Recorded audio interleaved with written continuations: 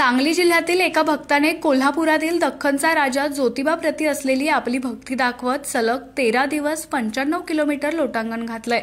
सुरेश मुळीक राहणार शाळगाव, तालुका कडेगाव, जिल्हा सांगली असं या भक्ताचं नाव असून त्यांची ज्योतिबाच्या प्रती असलेली श्रद्धा पाहून अनेकांना कुतूहल वाटलं।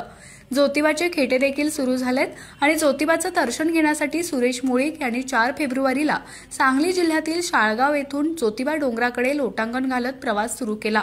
त्यांच्यासोबत 10-12 लोक ही टाळ मृदुंगाचा गजर, ज्योतिबाचा जयघोष करत एका टेम्पोमध्ये जेवणाचं साहित्य घेऊन निघाले।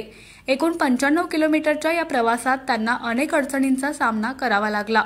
कधी डांबरी रस्ता तर कधी कच्चा रस्ता, कधी चिखलवाट तर कधी उन्हाने गरम झालेला रस्ता, अशातही त्यांनी हार न मानता अंगात शर्ट पॅन्ट घालून आणि दुखापत होऊ नये यासाठी सुतळीचं पोत अंगाभोवती गुंडाळून लोटांगण घालत आपला प्रवास सुरू ठेवला। शनिवारी ते ज्योतिबा डोंगरावर दाखल झाले आणि देवाचं दर्शन घेतलं।